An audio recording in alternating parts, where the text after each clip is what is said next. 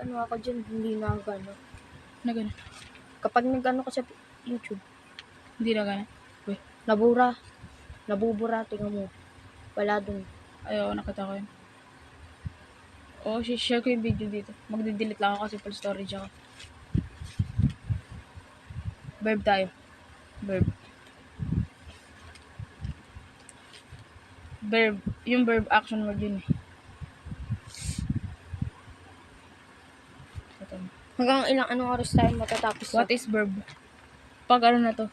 Here's the definition of verb. 30 minutes. Bilis lang yan.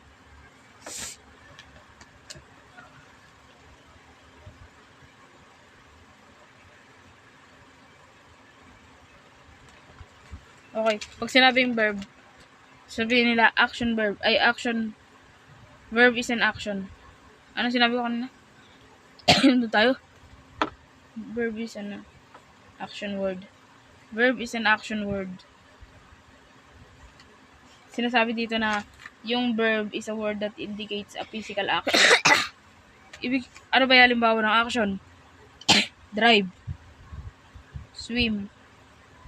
Diba action? Alam mo, ano ba yung action para sa'yo? Galaw. Oh, diba? Paggalaw. Basta yung gumagalaw. Lahat ng salitang may na alam mong gumagalaw. Kahit anong salita, basta gumagalaw. O ano ba yung salitang kumikilos ka, ginagamit mo yung katawan mo, basta may movement na nagaganap. Action word. Ano? Makain. Oh, the English. Kasi English tayo ngayon eh. Eating. Oh. Eat. Ano pa? Ano? Tumatalon. Jump. Basta gumagalaw ang kamay mo, gumagalaw yung paa mo. Tawag doon verb. Kasi, ang verb ay Galaw. sa English tayo, action word. Galaw, action word. Tama rin. Word that indicates a physical action. Pero pag sinabi mo lang, verb is an action word. Tinanong, what is verb?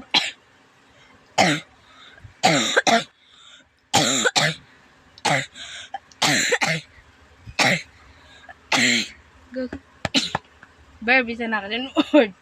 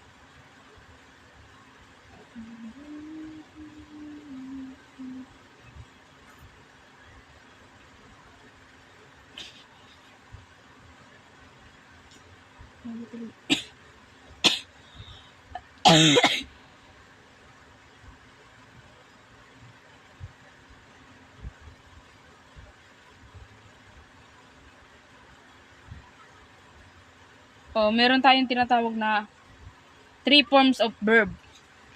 3 forms of verb. Ano yung 3 forms of verb? Kung naalala ka. Ayun yung base form, past tense, and past participle. Base form. Ito yung ano. Ito yung word na word lang. Kunyari,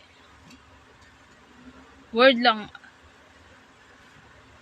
Suot na damit.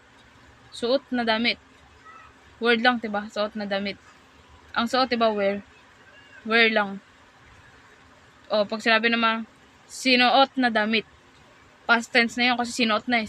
Sinuot ni Nena yung damit kahapon. O, kahapon na yun eh. Kaya, ayun dito na tayo sa past tense. Tapos yung sunod naman, past participle. Minsan tinatawag tong future tense eh. Future tense. Yung future tense tsaka past participle, isa lang yun. Pero, ewan ko kasi ang ginagamit sa school, word na past participle eh. Pero pag sinabing future tense, ayun na rin yun. Past participle na rin yun. Tapos yung past tense, ito naman yung past tense, yung naganap na. Tapos yung past participle, yung magaganap pa lang. Ay, hindi pala. 5 pala yung base form.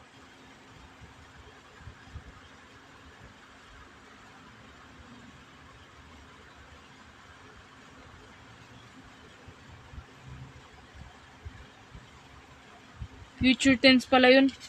3 lang kasi yung forms eh. Magkaiba pala ang future tense sa past participle. Ito base form, past tense, future tense. Ay hindi, past participle muna.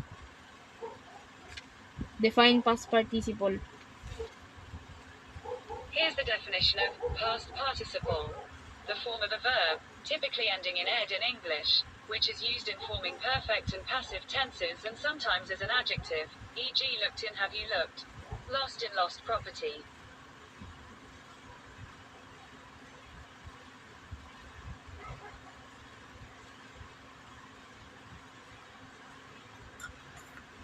Yung yung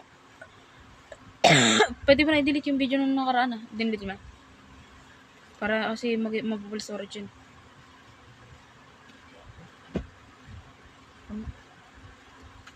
Ito po yung base form. Diba may tinatawag tayong 3 forms of verb. Base form, past tense, tsaka past participle. Kasi karamihan sa school kasi yan lang yung tinuturo 3 lang.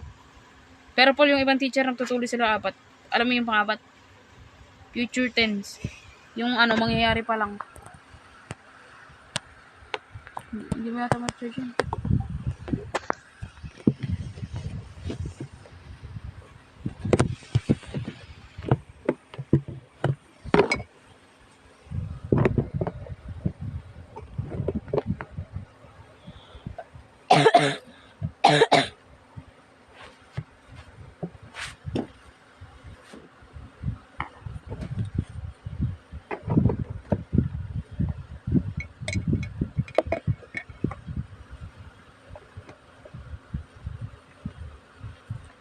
Meron kasi tinatawag na future tense.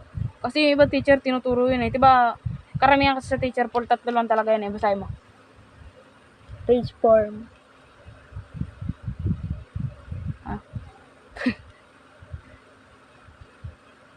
Sunod.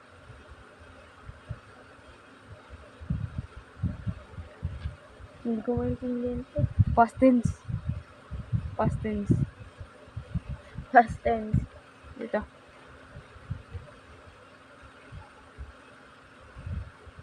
Ano to, magiging yung Past utak mo nito. participle. Magiging advance. Past participle. Past participle. 3 lang kasi karamihan tinuturo pag pag verb.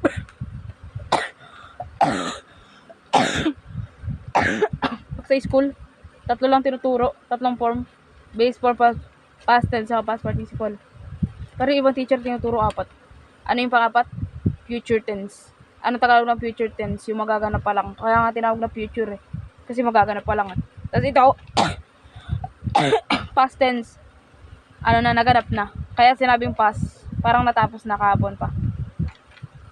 Kahapon pa, nung makalawa pa, basta naganap na. Tapos itong base form, word lang siya. Itong past tense yung naganap na. Sa English, mag-a-add ka ng ed sa bawat word. Kasi past tense na yun. Ako nga ba. Pero may ibang words na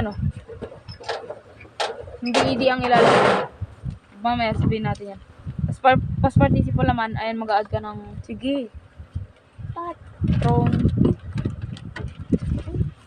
Throw. Ito yung verb, throw. Sabihin, true. True. Thrown. WN.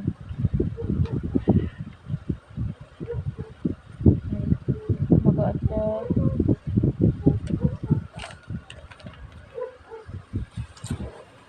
What word will gonna add in the end of past participle? According to Memetrics, past participles can have various word pala. cd or ed added to the end of a word. O, mag-isip ka ng Let's look at a couple. action verb list.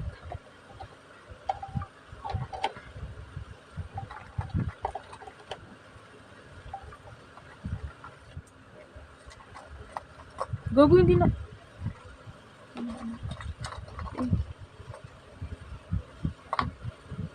Mag-charge ko.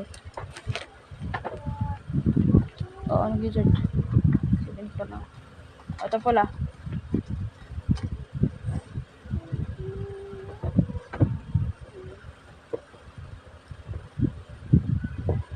List of verb.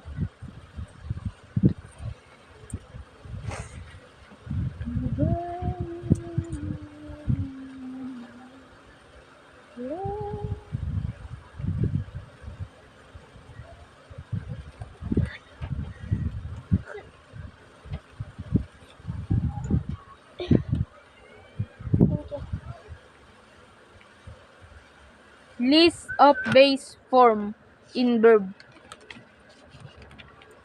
According to Language Tool, the base form of a verb is the verb as is, with no changes or conjugations. In other words, no suffixes have been added to it. Examples of verbs Sarap in ang their pinto, base Talina. form Ay, Talin! include run, Sarap mo nga yung tubig enjoy, dun. talk, giggle, hang, love, jump, clap, cuddle, scream, watch, travel, cough, sing, and many more. Sarap mo pinto. O, ito, base form. Act. Ano yung past tense ng act? Tumawa. Love yun. Ay, ano, sumigaw. Act. Hindi, pag sa English, pag magsusulat ka ng past tense, ano lang, Paul? Pag past tense, mag-add ka ng ed sa dulo. Ed. Parang ayun lang yung clue. Parang, ano tawag doon?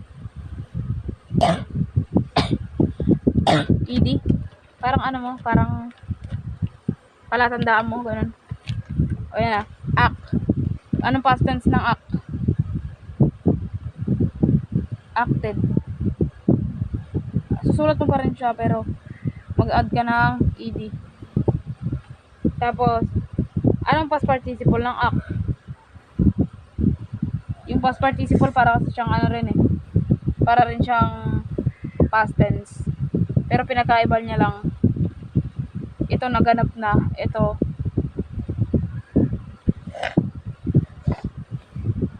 naganap na rin siya, pero yung dulo niya pwedeng N. Pero pwede ring ed. Acting. Acted. Hindi.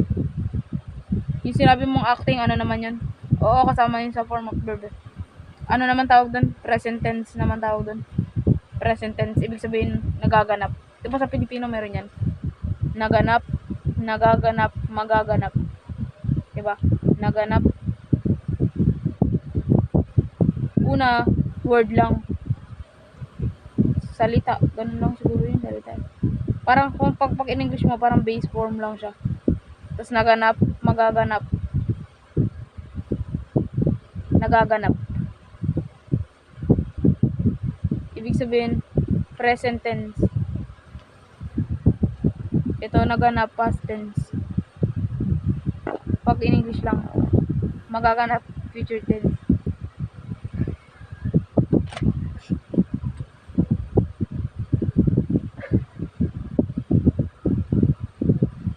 Inhale. Tapos exhale. Ay, hindi pala. Exhale sabay inhale. Inhale mo. Ano, inhale the air. Ito, naganap, past tense, magaganap, present. Kaya siya tinawag na present. Kasi nagaganap siya eh. Present, ibig sabihin ngayon. Ano ba yung Tagalog ng present? Present, diba nandito? Marami kasing ibang ibig sabihin ng present eh. Yung present, pwede siyang nandito. Yung present, pwede siyang regalo. Pero pag sinabi mo sa verb, yung present, nagaganap siya. Parang ngayon, present. Ngayon. Parang ganoon rin, nandito ngayon ulit.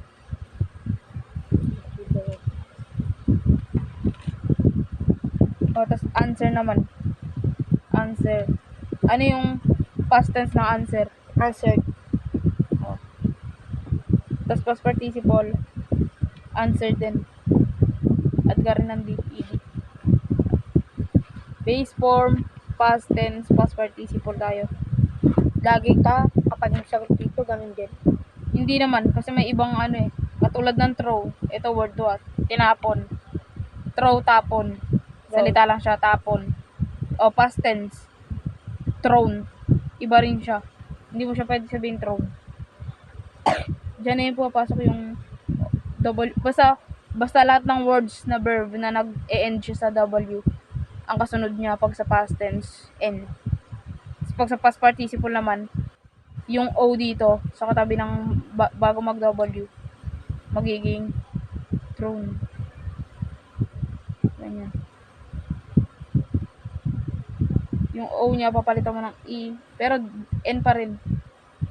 N pa rin yung dulo, diba? N pa rin. Pinalitan mo lang ng E. Pero dito mo sa simple words para hindi masyadong nakakalito. Address.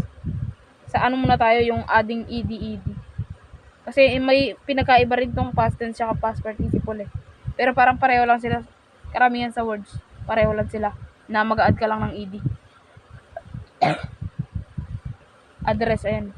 O address. Anong past tense ng address? Address, ano? Address din kung basahin siya pero addressed. May ed siya. Kasi past participle ganun din, address. Address.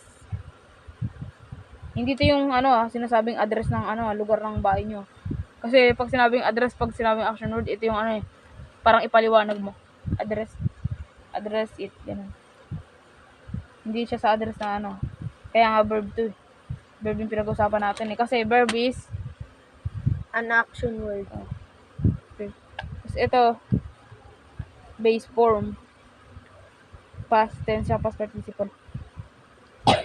Sa absorb naman. Absorb. Uy, lang. O, absorb. Anong past tense ng absorb?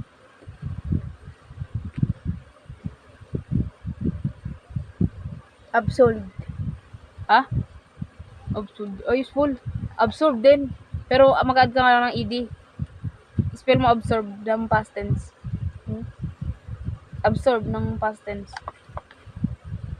Diba ang absorb ito? A-B-S-O-R-B. Absorb word. Base form yan. Kasi past tense. Kailangan i-spell mo din. Dali lang yun eh. Dali na. Absorb. Past tense. May ed sa dulo. O, i-spell mo nga eh. Don't know boy. Dali lang. Dali na.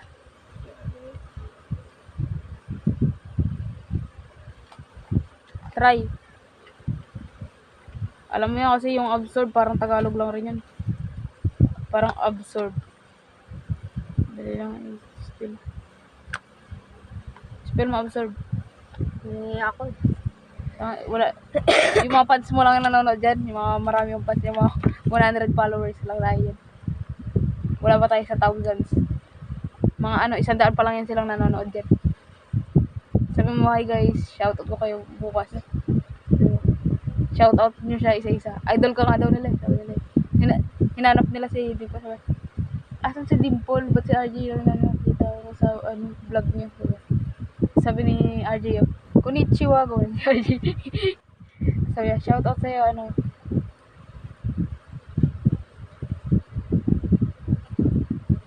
absorb, spell? Absorb.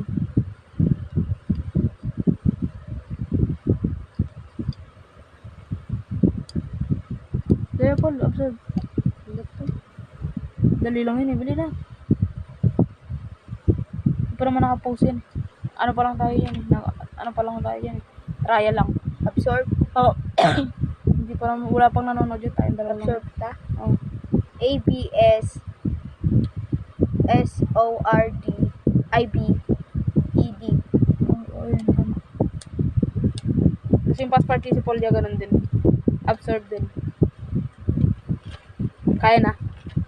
Basic lang. Basic words lang to. O, susulat ko yung base form Tapos susulat mo yung past tense at past participle. Base form. Kung maintindihan yung sulit ko. Ayusin ko nga eh. Past tense, tsaka Wait lang tayo kung sige, sige, huwag mo nang pause na. Huwag mo pause para tuloy-tuloy lang. I'm gonna wait while I'm writing here.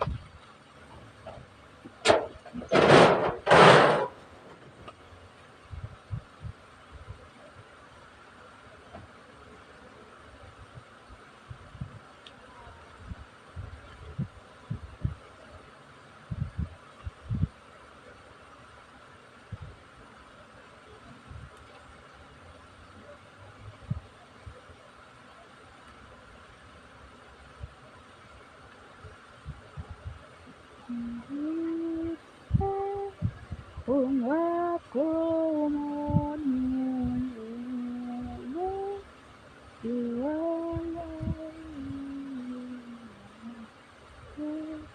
baka na sa susunod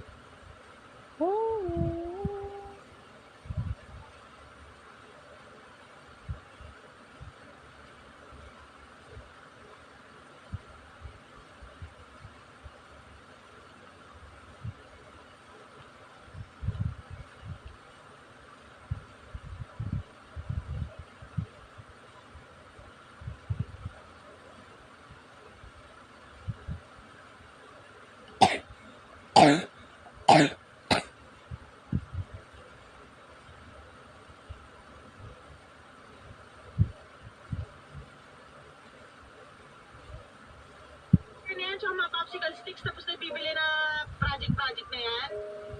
Dahil masyado nang marami yung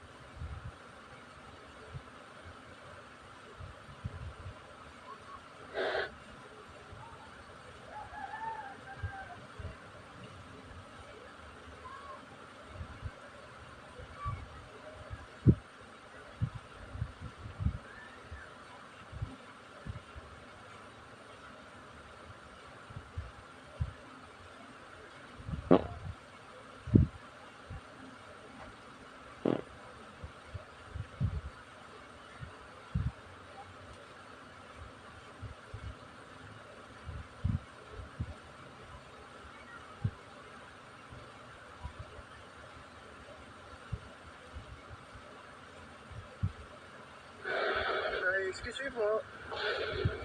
My name is Joshua Salva. Nagko-content po kasi ako. Pwede ko ba kayo gawing model para sa video ko? Nagawa ko lang ako ng photoshoot and video shoot. So, busy pa ba kayo? Napansin ko kasi sobrang pretty niya.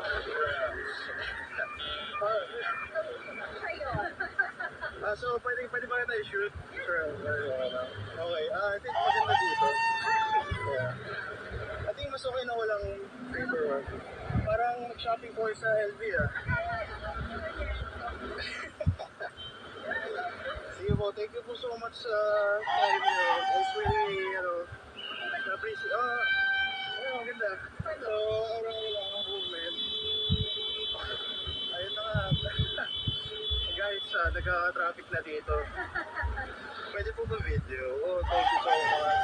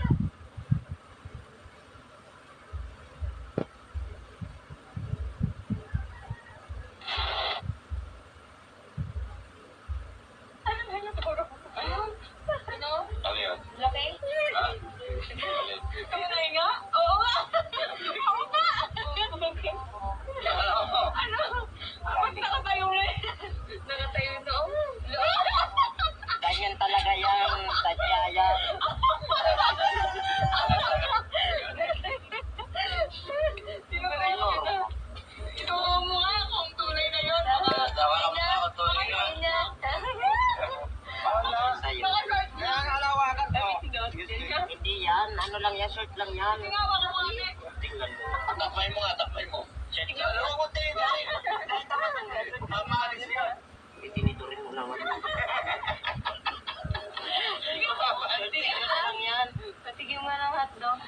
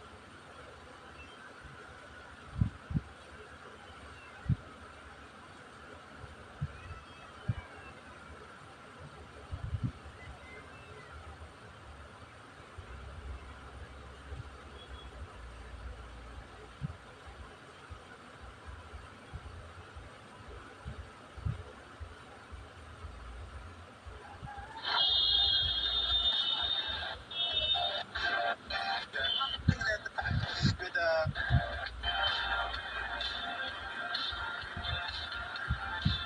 yeah, so you're more, I think more of it. Yeah. Okay. Yeah, more of it. Let's see. Yeah, go. 3, 2, 1, action. Ganda. I think maganda mo naman yung parang crossing the road. Hindi, okay lang ba doon? Thank you so much. Ano pa ba ginagawa niya dito? Ba't po lang dito kayo? Wala lang. Ano? Staff na kayo. Oh, shopping.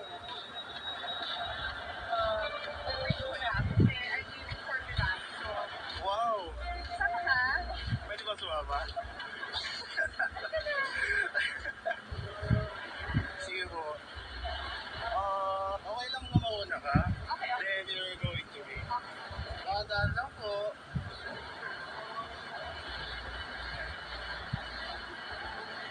Okay. 3, 2, 1. Action! Smile. Yeah. Thank you so much. Wow. Siguro last beauty shot para super sure na. Here, guys. Sige po. Alright. 3, 2, 1. Action. Wow. A little bit more.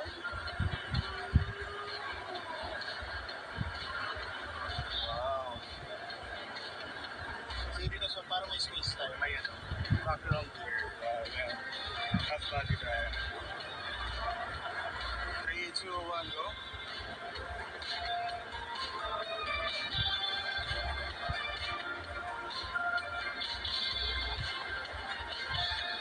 Nice. Alright. Thank you so much, Lord. Paano ba bibigyan yung videos? I think kunin ko lang number. Paano ba number mo? 0922. Ayun na po. Thank you so much. Thank you. Galing mo. Thank you po. Thank you po. See you around. Bye. Thank you. Bye.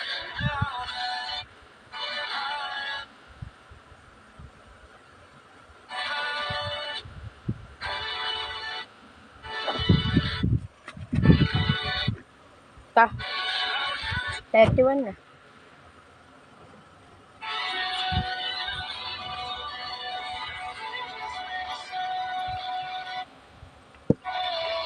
Pagka tiniwan mo yung chinelas mo doon kasi ano, pangha. Pero kahit dyan lang, sa ano doon. Natusan pa ako ni Tito eh. Dito. Ano ito? Magbuot ng ano. Isang balding tubig. Bakit? Hindi ko alam. Asan siya? Nag-ano siya, maglinis sa motor. Sa baba. Andyan na.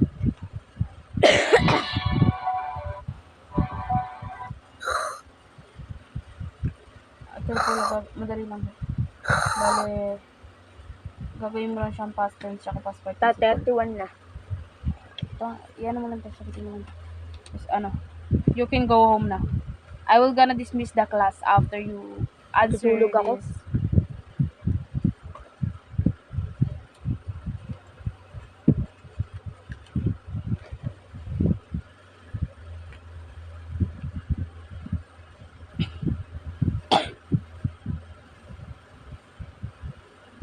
No cheating. You should not looking at my journal because you can able to see the answer and there will be no thrill for you this answer sheet answering because you already know the answer because you just cheat if you're looking 1 2 3 4 5 6 7 Ang dami. 7 admire 8 up to 10 lang allow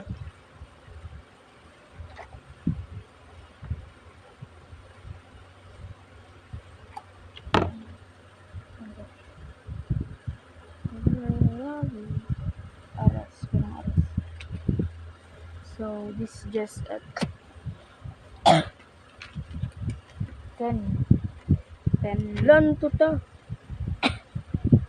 ha? Hindi mo alam yun?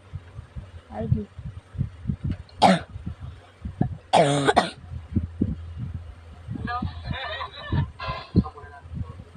Ano to ta, sir? ha? Assort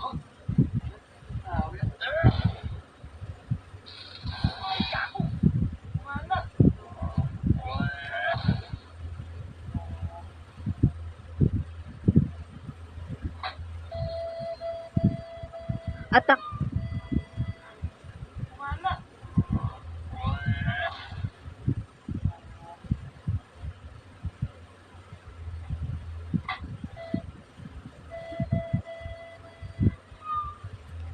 Valentine's naman ngayon.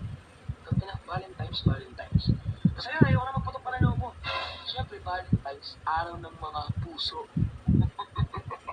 Di ba naman na yung dogs namin? Medyo, pasasayahin natin si Commander kasi Valentine's. Pero, sa gagong paraan. Abused to. ha? Ano yan? Advice Iba angas may echo.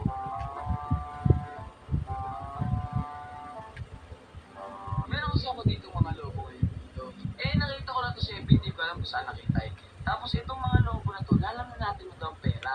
Pag pinalogo natin to, ibabato natin sa kanya sabay putok. Push! At kapag naputok niya, lalabas yung pera at syempre, magiging happy siya. Money plus people equals happy people. Parang ganito ba? Iikot lang natin para magkasya doon sa logo. Papaikutin niyo lang yung pera para magkasya doon sa Ano logo. to, upload? Paikutin niyo lang. Kaya lang upload. Upload. Parang ano, parang palakpak na.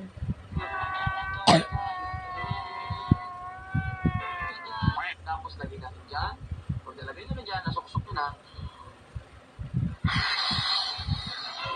Ipan mo lang ng gano'n. Siyempre,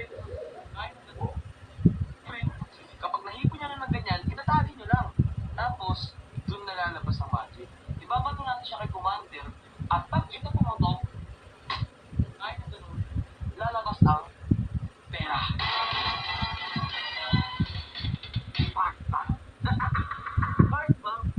Lobo.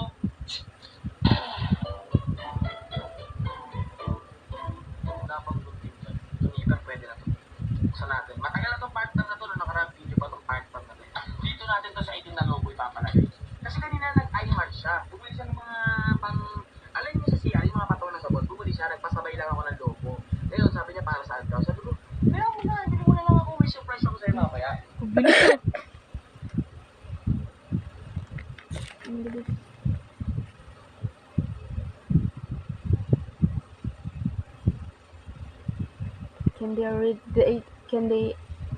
Can they able to read it or not? What do you think, Paul? English muna tayo kasi English subject natin. Can they able to read it or not? What do you think? Sabi mo, I don't know. No, I don't know I don't know. if they can read it or not because I don't care. Joke lang.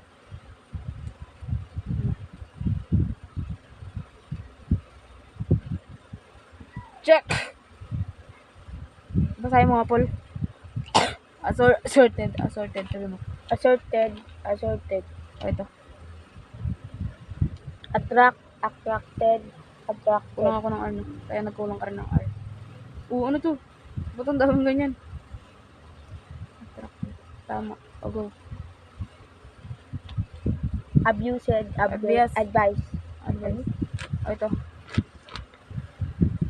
Announce. Ito. Allowed dead. Accepted dito. Ano?